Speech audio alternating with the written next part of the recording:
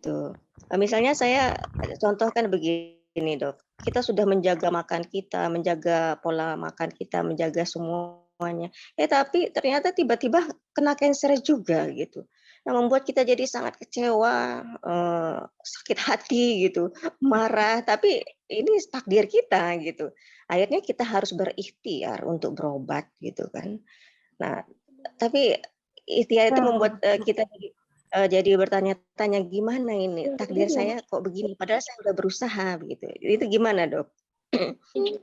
Jadi ini ya, tidak ada satupun yang bisa merubah program Allah. Kecuali Allah sendiri yang merubah. Nah, kita merubah program itu salah satunya pakai lagi dengan kalimat Allah. Misalnya ibu kena kanker payudara. Ya, kita udah dikasih nih bagaimana mekanisme supaya terdeteksi dalam keadaan awal. Dan itu ada di surat 16 ayat 78. Gunakanlah panca indera kamu sehingga kamu bersyukur. Ya, kita olah nih. Dari hasil yang kita olah itu ketemu awal. Ya. Terus kemudian Allah ada janji. Aku tolakna insana fi asanita. Aku telah menciptakan tubuhmu sebaik-baik. Dari sebaik-baik bentuk itu Allah bilang lagi di dalam ayat Al-Quran. Yang aku coba itu tidak ada yang sia-sia. Surah 21 ayat 16 17. Ya. Terus sudah gitu selain tidak sia-sia surat 94 ayat 5 sampai 6. Bahwa di situ kesulitan ada kemudahan, kesulitan kemudahan. Nah, sekarang kita lihat. Ya, kalau ibu datang stadium awal. Ya. Pertanyaannya, akankah merubah jadwal mati seseorang? Enggak. Tapi kita bisa merubah payudara itu jadi lebih baik, payudara itu bisa diselamatkan dengan tadi beberapa rumus kalimat Al-Quran. Sehingga payudaranya akan jadi bagus. Pertanyaannya, apakah perlu tambahan-tambahan segala macam? Enggak. Hanya cukup dengan kalimat Allah. Orang nggak merubah survival. Ya, kita dihadirkan dengan namanya survival. Survival ini secara jelas itu dari mulai diagnosis sampai terapi, dari mulai diagnosis atau terapi sampai mati. Mati itu Allah dijelaskan di surat 7 ayat 34, nggak bisa maju, nggak bisa mundur sedetik pun. Nah, sekarang kita evaluasi. Ya, betul nggak gitu? Betul. Dulu saya baca buku textbook, oh ini pakai konsensus ini, konsensus ini, konsensus ini. Ya, ternyata banyak yang lolos juga. Ya, oleh karena itu saya bilang sama pasien saya, Bu, memang yang saya operasi itu ada yang sampai bertahan 20 tahun, 15 tahun. Tapi untuk ibu saya nggak tahu, Bu, bertahannya sampai berapa lama. Saya hanya sekedar operasi.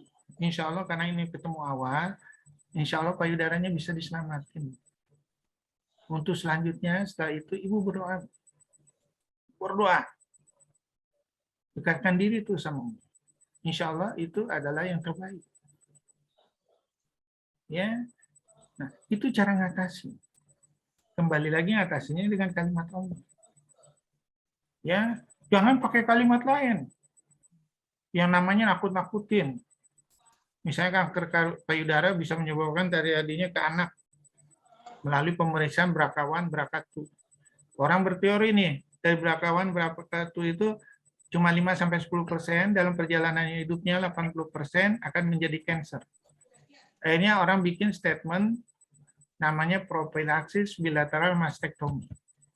Dengan melakukan prophylaxis bilateral mastektomi sebelum terjadi cancer, ya akan melindungi sebanyak 80% tidak kambuh.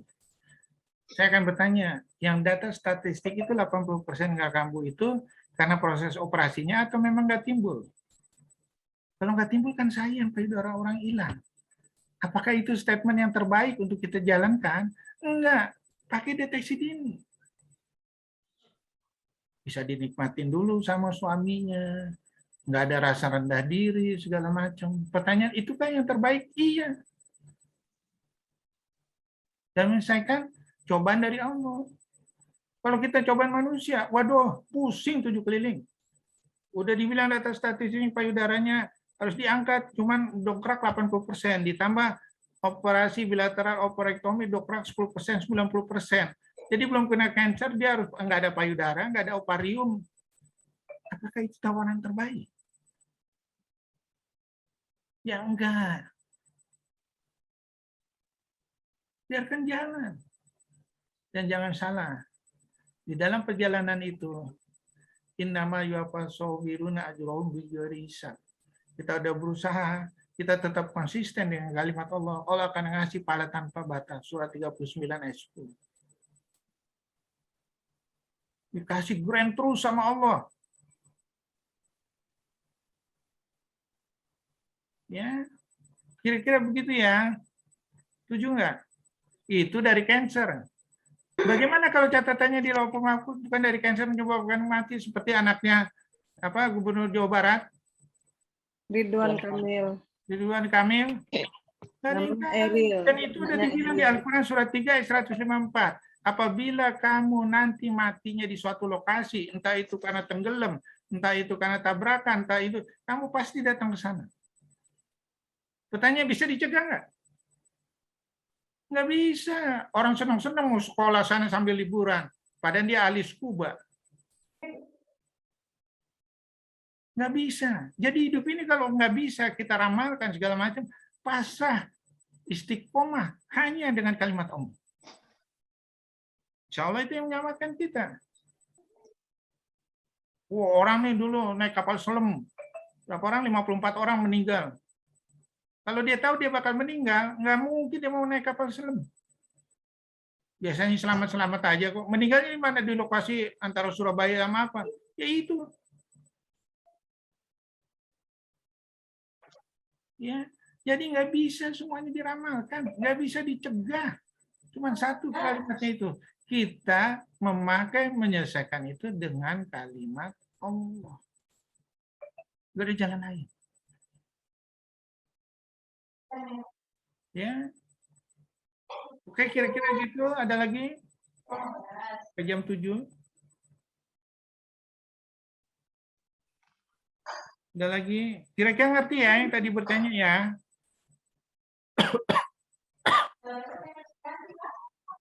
Dok, saya catat betul ini dok. Apa namanya? Dokter selalu mengatakan bahwa kita harus hati-hati, hati-hati. Gitu. Iya, saya jadi saking hati-hatinya dok. Setiap dikasih nikmat itu saya selalu berpikir ada apa ya nanti ya setelah nikmat ini gitu. Saya dikasih nikmat lagi ada apa ya di balik ini. Saya jadi khawatir terus gitu. Jangan-jangan di balik kenikmatan ini saya akan diberi ujian. Jangan-jangan diberi ujian gitu dok. Jadi ada rasa seperti itu dok. Kan Allah udah bilang di surat 23 ayat 55 57. Istiqomah aja. 23 55 57 bacain dah. Wisnu bacain Wisnu. Surat 3 55 57.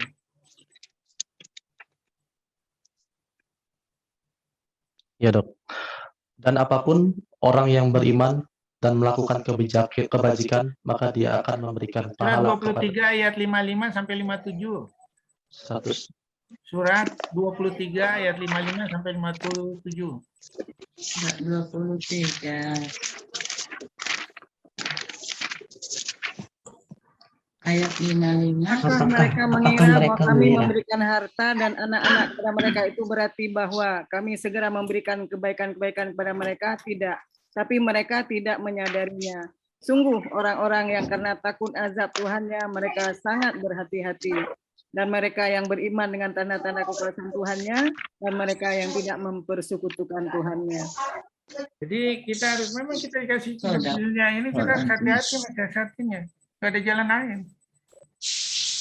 Hati-hati. Dikasih mata nih, hati-hati nanti dipertanggungjawabkan. Kasih telinga, hati-hati nanti dipertanggungjawabkan. Dikasih kulit, hati-hati, kulit itu bisa ngomong nanti. Bisa mempertanggungjawabkan. Ambil Mbak. Ya. Belum yang lain-lainnya. Dikasih harta, hati-hati. Kasih ilmu pengetahuan, hati-hati. Karena kalau misalnya dikasih ilmu pengetahuan kita nggak berikan, Allah udah ancam nih. Itu ada di surat Al-Baqarah 174, bacain ya. 74 Al-Baqarah. Bismillahirrahmanirrahim. 174. Sungguh orang-orang yang menyembunyikan apa yang telah diturunkan Allah, yaitu kitab, dan menjualnya dengan harga murah, mereka hanya menelan api neraka ke dalam perutnya. Dan Allah tidak akan menyapa mereka pada hari kiamat dan tidak akan menyucikan mereka. Mereka akan mendapat azab yang pedih. Sadaqallahul-azim. Nah, menyembunyikan ilmu aja, bayangin hukumannya. Nggak akan menyapa, nggak akan menyucikan mereka. Ya, dikasih harta. Harta itu jadi bahan bakar api neraka. Coba baca surat 9 ayat 35. 9 ayat 35. Surat 9 ayat 35. Ingatlah pada hari ketika emas dan perak dipanaskan dalam neraka jahanam. Lalu dengan itu disetrika dahi, lambung, dan punggung mereka. Seraya dikatakan kepada mereka, inilah harta kepada bendamu yang kamu simpan untuk dirimu sendiri. Maka rasakanlah akibat dari apa yang kamu simpan itu. Sadaqallahul-azim. Jadi apa yang dikasih Allah ini udah diancam semua nih. Jadi bahan tambahan bakar api neraka. Dikasih anak, surat 3 ayat 10, bacain dia. Surat 3 ayat 10.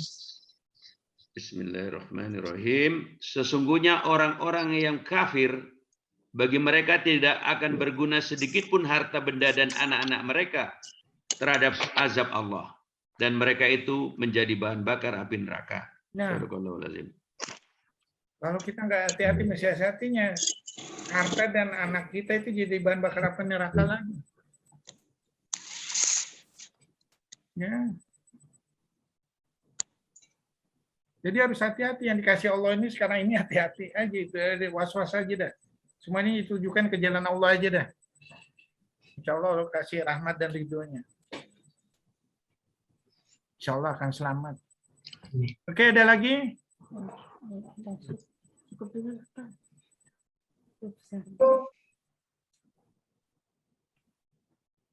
Oke, kalau nggak ada lagi, silakan Wisnu tutup. Ya, baik. Terima kasih Dr. Ahmad Kurnia atas tausiahnya yang bermanfaat pagi ini. Semoga Allah menetapkan hati kita semua selalu Iwayan dalam Wisnu agamanya. Brata, tapi Ya, semoga Allah selalu menetapkan hati kita selalu di dalam agamanya. Sebelumnya, marilah kita tutup kajian pagi ini dengan doa penutup majelis. Subhanallah wa bihamdika asyhadu an la ilaha illa anta astaghfiruka wa atubu ilaik. Wabillahi taufiq wal hidayah. Assalamualaikum warahmatullahi wabarakatuh. Waalaikumsalam warahmatullahi wabarakatuh. terima kasih dokter. Terima kasih dokter Wisnu. Please, jangan lupa besok itu Dokter Hendra mau bacain hari ini, makanya sekarang ini saya nggak kasih PR, soalnya Hendra mau bacain besok, hari Minggu besok. Iya, Dok. PR-nya. Hari Minggu besok, Dok. Nah, setelah PR-nya dibacain, baru saya ngasih PR-nya lagi. Ya? Iya, baik, Dok.